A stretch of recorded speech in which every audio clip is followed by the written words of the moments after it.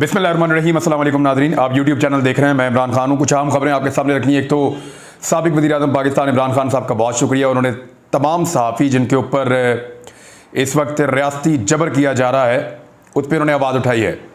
साबिर शाकिर साहब के बारे में, वो तो पाकिस्तान से उनको जाना पड़ गया। अरशद शरीफ, उनके हालात आपके सामने हैं, मुकदमात हैं, उनको हरासा किया जा रहा है।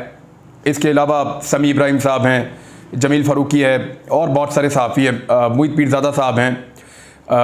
इसके अलावा जी आरफ हमीद भट्टी साहब जो हैं वो गुज़िश्ता 2-3 दिनों से उनको बहुत ज़्यादा हरासा किया जा रहा है। इवन उनकी नौकरी के पीछे पड़े हुए लोग।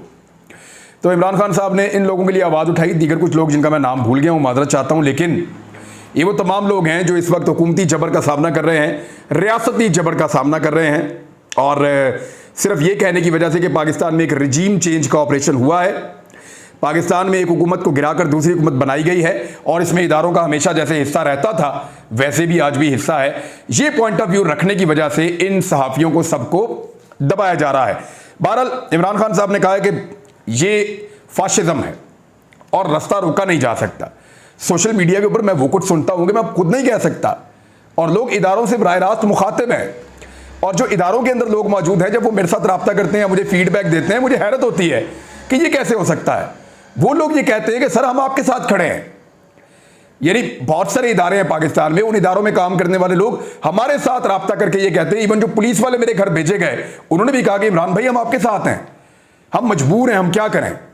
इसी तरह बाकी इदारों के लोग भी यही कहते हैं कि ज्यादती आप लोगों के साथ हो रही है, हमें पता है। अब इससे पहले कि ये रिएक्शन बाहर निकले, इससे पहले कि ये लावा फटे, मेरे ख्याल में अक्लमंदी इस बात में है कि पाकिस्तान में एक फ्री एंड फेयर इलेक्शन करवाए जाएं। ऐसे नहीं जैसे इस वक्त पंजाब के ज़िमनी इलेक्शन के साथ खिलवाड़ किया जा रहा है, और खिलवाड़ करने वाले कौन है वो आपको पता है। और पाकिस्तान तहरीक इंसाफ जो है वो कह भी चुकी है। इमरान खान साहब ने कहा कि मेरे साथ जो कुछ भी हुआ ना, मैं सारा कुछ जानता हूं और मेरे मुल्क को नुकसान ना हो इसलिए मैं चुप हूं।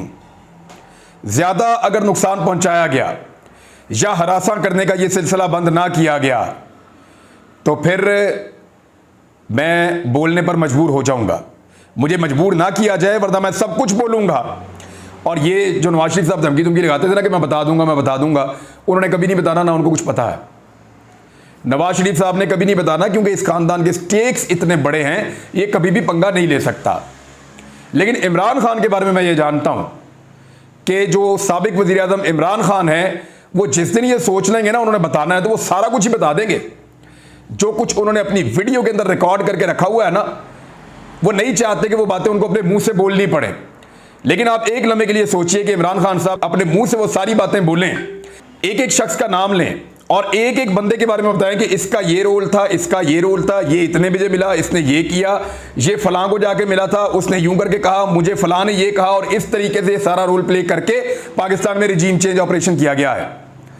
और अगर इमरान खान साहब ने ये सारा कुछ बताया तो किस किस के लिए क्या क्या मसला बन जाएगा। ये कहानियां खाली इमरान खान साहब को नहीं पता, बहुत कुछ हम लोग भी जानते हैं, बोलना नहीं चाहते।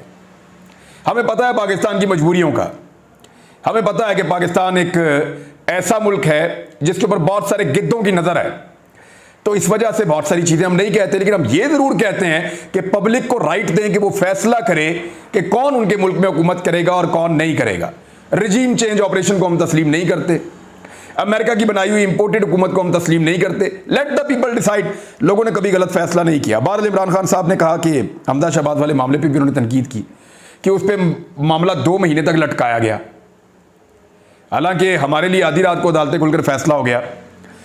तो मैं मुल्क को नुकसान नहीं देना चाहता। ज़िमनी इंतखाबात के हवाले से उनके तहफ़्फ़ुज़ात हैं, और ये तहफ़्फ़ुज़ात सिर्फ इमरान खान साहब के नहीं हैं। ये अब वर्कर जो है सड़कों के ऊपर, वो भी ये तहफ़्फ़ुज़ात का इजहार कर रहे हैं। लोगों को पुलिस गिरफ्तार कर रही है, लोगों पर मुकदमात बनाए जा रहे हैं, लोगों के पुराने मुकदमात उनको दिखाकर उनको मजबूर किया जा रहा है कि आप PMLN का साथ दें। लोगों को पटवार खानों से डराया जा रहा है, लोगों को मुख्तलिफ महकमों से डराया और धमकाया जा रहा है। सड़कें बनाई जा रही हैं, सीवरेज का काम किया जा रहा है, तरक्याती मनसूबे लगातार चल रहे हैं, लालच दी जा रही है। इवन लोगों ने पकड़ लिया वो बंदा इतने सारे पैकेट लेकर ना, तो वो चेक्स बांटता फिर रहा था बैतुल माल के। लोगों ने पकड़ लिया, तू किधर से आ गया, हमने तो देखे नहीं तुझे कभी। वो कहते जी मैं तो ये पैसे बांटने हैं। उसने कहा इलेक्शन आ गए हैं तो तुम ये रिश्वत दे के लोगों को खरीदोगे। तो इस तरह के हथकंडे अपनाए जा रहे हैं कि सरकारी वसाइल का बोरियों का मुंह खोल दिया हमजा शहबाज ने कि कुछ भी करो पंजाब का इलेक्शन जीतो और वज़ीर आला पंजाब बरकरार रहो। सूरत-ए-हाल ये है कि जो भी मीडिया वाला जाता है जाके सर्वे करता है, अभी कुछ सर्वे होंगे, पीएमएलएन का मीडिया भी कुछ सर्वे करेगा, यानी जियो सर्वे करेगा, आपको बताएगा कि दुनिया टीवी और दीगर कुछ और जगहों से सर्वे आएंगे, मुझे पता है, और वो समा टीवी, सॉरी, ये सर्वेज आएंगे और ये सर्वे जो होंगे ये मुख्तलिफ नौइयत के होंगे। ये आपको बता रहे होंगे कि पीएमएलएन जीत रही है, ये आपको यकीन दहानी दिला रहे होंगे कि 16 सीटें 18 सीटें पीएमएलएन जीत रही है। लेकिन जो इंडिपेंडेंट जर्नलिस्ट हैं या जो सोशल मीडिया के ऊपर सहाफत करते हैं लोग, वो लोग जब हलकों में जा रहे हैं तो लोग नाम लेने को तैयार नहीं है। मरियम नवाज के जलसे के अंदर खड़े होकर लोग कह रहे हैं कि हम वोट तो इमरान खान को डालेंगे, हम तो ये ताल्लुकदारी के ऊपर आ गए हैं और ये देखने के लिए आ गए यहाँ पे क्या चल रहा है। भारत पीएमएलएन इलेक्शन जीतती हुई दिखाई नहीं दे रही, एक आधी सीट या 2 सीटों के अलावा मुमकिन नहीं है कि वो जीत पाए। बहुत बड़ा धांधला करना पड़ेगा, बहुत बड़ा झुरलू फेरना पड़ेगा, जिसमें ताकतवर हलकों से लेकर कई नीचे तक जितने इदारे हैं, पुलिस है, पटवार खाना है, महकमा माल है, दीगर महकमे हैं, 10-10 हजार वोट तो दूसरे हलकों से लाकर यहां शिफ्ट कर दिया गया है। 10-10, 15-15 हजार वोट दूसरे हलकों से निकालकर ये जो ज़िमनी इलेक्शन वाले 20 हलके हैं मुबैना तौर पे यहां पे शिफ्ट कर दिया गया है ताकि वो वोट कास्ट करवा के पीएमएलएन को जितवाया जा सके। बहुत बड़ा बंदोबस्त हो रहा है, बहुत बड़ा निजाम काम कर रहा है, लेकिन फिर भी पीएमएलएन ये इलेक्शन नहीं जीतती। रीजन क्या है? रीजन ये है कि कोई भी आम आदमी वोट डालने को उनको तैयार ही नहीं है। गुर्बत में, महंगाई में, हर चीज में पीस के रख दिया है। अगर वो इलेक्शन जीत रहे होते तो हमजा शहबाज को ये काम ना करना पड़ता जो उसने अब किया है। मरियम नवाज ने एक दिन पहले अनाउंस किया, हमजा शहबाज ने एक दिन के बाद उसके ऊपर अमल दरामद कर दिया। एक बड़ा रिलीफ पैकेज 100 अरब रुपए का। इमरान खान साहब ने पूरी कौम को 200 अरब रुपए का रिलीफ पैकेज दिया था, उन्होंने तबाह कर दिया, बर्बाद कर दिया। और अब मईशत को पूरी तरह तबाह बर्बाद करने के बाद जिनके पास जहर खाने के पैसे नहीं हैं वो 100 अरब का रिलीफ दे रहे हैं। मैं आपको बताऊं, ये रिलीफ पब्लिक को जब जब मिलेगा मैं खुश होऊंगा, लेकिन मेरी नजर में ये झूठ है, धोखा है, शराब है, इलेक्शन जीतने का एक तरीका वारदात है। कैसे? इनके पास तो पैसे ही नहीं है और इसकी कोई अप्रूवल भी नहीं है, यानी 100 यूनिट से कम जो बिजली का बिल जिसको आएगा उसका बिल माफ। 100 यूनिट से कम तो होता ही नहीं है भाई, शादो नादर किसी का पूरे मोहल्ले के अंदर 100 यूनिट से कम होता है, बहुत थोड़े से लोगों का, और उनका बिल आप माफ करेंगे। ये रिवर्स हो जाएगा, मुझे पता है इस बात का। कैसे हो जाएगा मैं आपको बताता हूं कैसे होगा। ये ऐसे होगा कि 17 जुलाई के बाद दोबारा ये कहेंगे इकॉनमी ये वो मुश्किल फैसले, सब्सिडी वापस, IMF नहीं मान रहा, बात खत्म। अगर तो ये बदनीयत नहीं थे, इनकी नीयत ठीक थी, तो बिल तो लोग जमा करवा ही चुके हैं ना। थोड़ा इंतजार करते, 17 जुलाई का इलेक्शन होने देते ताकि उनका ये ऐलान 17 जुलाई के इलेक्शन के ऊपर असरअंदाज ना होता और 18 जुलाई को या 19 जुलाई को अनाउंस कर देते अगर आपकी हुकूमत बच जाती तो। वरना 22 तारीख तक तो आप वजीर आला हैं ही, चाहे इलेक्शन आप हारें चाहे आप जीतें, तो आप 18, 19, 20 तारीख को अनाउंस कर देते हैं ना। वो अनाउंसमेंट से पता चलता कि क्या वाकई आप पब्लिक को रिलीफ देना चाहते हैं या नहीं देना चाहते। बहरहाल इसके ऊपर तहरीक इंसाफ ने एक लेटर लिख दिया है सुप्रीम कोर्ट को और वो ये बता रहे हैं कि जगह जगह धांधलियां हो रही हैं और उसके अंदर ये एक और फार्मूला इन्होंने निकाल दिया है। और फवाद चौधरी साहब ने कहा है कि अदालती हुक्म में वाज़ेह अहकाम दिए गए हैं कि पंजाब के ज़िमनी इलेक्शन शफाफ और आज़ादाना होंगे और कहा गया है कि आज़ादाना इंतखाबात के इनकाद पर किसी किस्म का हमला नहीं किया जाएगा। हमजा शहबाज ने खुद यकीन दहानी कराई थी, वो धांधली का इरादा नहीं रखते। ताहम हमजा शहबाज के इनफरादी और सरकारी किरदार पर तहरीक इंसाफ को तहफ़्फ़ुज़ात हैं।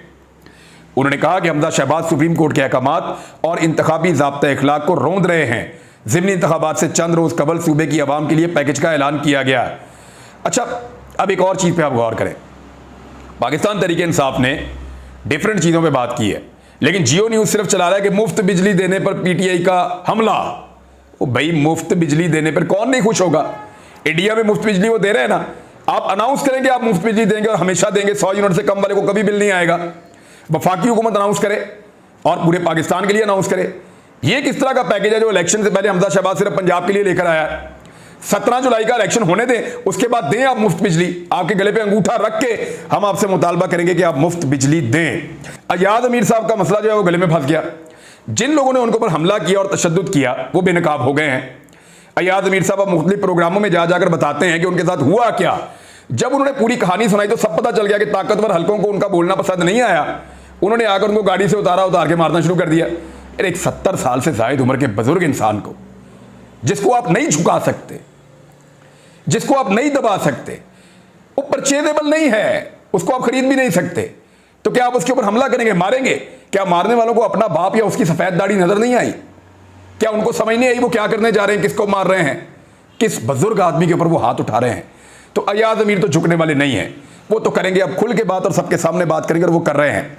कराची के बारे में मैं एक बात आपको बता दूं, कराची में बाबर गौरी वापस आए और गिरफ्तार हो गए। मैंने आपको थोड़े दिन पहले कहा था कि पाकिस्तान के अंदर जो बहुत ताकतवर लोग हैं, जो बहुत तगड़े लोग हैं, ताकतवर हल्के, मुक्तदर हल्के, वो ये तय कर चुके हैं कि इमरान खान को अब कराची से इलेक्शन नहीं जीतने देना, क्योंकि कराची में पाकिस्तान तहरीक इंसाफ की ताकत बहुत ज़्यादा बढ़ गई है। वहाँ से जो एक 7 सीटें निकलती हैं उससे बहुत फ़र्क पड़ता है। इमरान खान की सीटों को वहाँ पे आधा करना है, कराची और हैदराबाद में इस पार्टी को कमज़ोर करना है, तो उसके लिए एमक्यूएम को तगड़ा करना पड़ेगा। एमक्यूएम पहले ही बहुत कमज़ोर हो गई है। मुहाजिर भी जो हमारे भाई हैं वो भी उनका नाम नहीं लेना चाहते, बहुत सारे लोग उनसे नाराज़ हैं। तो ऐसे में मैंने आपसे कहा था कि एमक्यूएम के धड़ों को इकट्ठा किया जा रहा है। बाबर गौरी जो है वो एक बड़े ज़रूरी आदमी है, उनको भी लाया गया है। और अब सोशल मीडिया पे लोग ज़्यादा देर तक बेवकूफ़ नहीं बनते ना, तो लोग सोशल मीडिया पे साफ कह रहे हैं कि बाबर गौरी की जो गिरफ्तारी है ये सब ड्रामा है। आने वाले इलेक्शन से पहले पहले एक बहुत बड़ा प्लॉट तैयार किया जा रहा है जिसमें एमक्यूएम के सारे धड़ों को इकट्ठा किया जाएगा। और मेरी इंफॉर्मेशन के मुताबिक अगर काम चल गया तो ठीक है, अगर काम ना चला एमक्यूएम के सारे धड़ों को इकट्ठा करने के बावजूद, तो फिर अल्ताफ हुसैन को भी रीलॉन्च किया जा सकता है। ये मैं आपको बता रहा हूं, ये मेरी इंफॉर्मेशन के मुताबिक है कि अगर काम चल गया तो ठीक है, वरना अल्ताफ हुसैन रीलॉन्च होंगे और एमक्यूएम को कराची और हैदराबाद से दोबारा जितवाने की कोशिश की जाएगी। हमजा शहबाज ने 100 अरब की सब्सिडी दे दी बिजली पे, लेकिन अगली खबर जो मेरे पास है वो जरा देखें आप। इन्होंने 7.91 रुपए फी यूनिट बिजली महंगी कर दी है। भाई आप वहां पे बिजली की कीमत कम करें ना। अगर पाकिस्तान की मिडिल क्लास को, पाकिस्तान के गरीबों को आपने थोड़ा मार्जिन देना तो यहां पे आप दे दें। यानी आपने बिजली महंगी कर दी और वहां पे सब्सिडी दे दी 100 यूनिट से कम वाले को, तो आप इसको मैनेज भी कर सकते थे। लेकिन ये हुकूमत सिर्फ एक शराब है, एक धोखा है, और इंपोर्टेड सरकार है और इंपोर्टेड फैसले हैं। और फैसलों का नतीजा क्या निकल रहा है जरा ये देखें आप। ये मैं फरूख हबीब का ट्वीट है, और वैसे भी ये खबर आई हुई है, हर तरफ मार्केट में है, तमाम मीडिया चैनल ने इसको चलाया भी है कि इमरान खान के दौरे हुकूमत में जो बंद टेक्सटाइल मिल्स थी उनको वापस चलाया गया, और कोरोना के बावजूद पाकिस्तान की टेक्सटाइल इंडस्ट्री आगे बढ़ी और 43% का इजाफा हुआ हमारी जो एक्सपोर्ट्स हैं उनमें, और 19.4 अरब डॉलर पर हमारी पहुंच गई थी। ये टेक्सटाइल का आपको बता रहा हूं। आज पंजाब की 400 टेक्सटाइल मिल्स एनर्जी ना मिलने की वजह से बंद हो गई हैं। इंपोर्टेड हुकूमत के नालायक हुक्मरानों ने यह तबाही फेर दी है, 400 मिलें बंद कर दी हैं। सैकड़ों लोग एक एक मिल में काम करते हैं। कराची के अंदर 85-100 बंदा जो है वो इसी शोबे से जो मुंसलिक था वो बेरोजगार हो गया है। यहां पे हजारों लोग जो हैं वो दोबारा बेरोजगार हो गए हैं। जो इंडस्ट्री ऊपर की जानिब जा रही थी वो नीचे की जानिब जा रही है। इनका हर फैसला अपने लिए है। अभी नैब के अंदर 3री तरमीम कर दी है इन्होंने, वो क्या किया आपको अगले वीलॉग में बताऊंगा, कैसा डाका इन्होंने डाला है। लेकिन आरिफ हमीद भट्टी साहब ने एक खबर दी है और इसको आप हवा में नहीं फेंक सकते। मरियम नवाज इस ईद पर या ईद के फौरन बाद पाकिस्तान से बाहर चली जाएंगी। मरियम नवाज इस ईद पर या इस ईद के फौरन बाद पाकिस्तान से बाहर चली जाएंगी। नवाज शरीफ ने शहबाज शरीफ को यह कहा है कि हर हाल में इसका बंदोबस्त किया जाए। अब ये आरिफ हमीद भट्टी साहब की खबर है, और मैं ये समझता हूँ कि ये खबर उन्होंने, मुझे आइडिया है कि उन्होंने किस किस्म के सोर्स से ये खबर निकलवाई है, और ये खबर ठीक हो सकती है, इसके ज़्यादा इम्कानात हैं। अब देखना यह है कि शहबाज शरीफ साहब कैसे मरियम नवाज का पासपोर्ट वापस लेकर देते हैं, और इस बुनियाद पर मरियम नवाज पाकिस्तान से बाहर ट्रैवल करती हैं। और अगर ट्रैवल करती हैं तो फिर सियासत पाकिस्तान की और हालात किस तरफ जाएंगे, ख़ास तौर पे शरीफ ख़ानदान के लिए, ये बहुत अहम है। अब तक के लिए इतने, अपना ख्याल रखिएगा, अपने इस चैनल का भी। अल्लाह हाफ़िज़।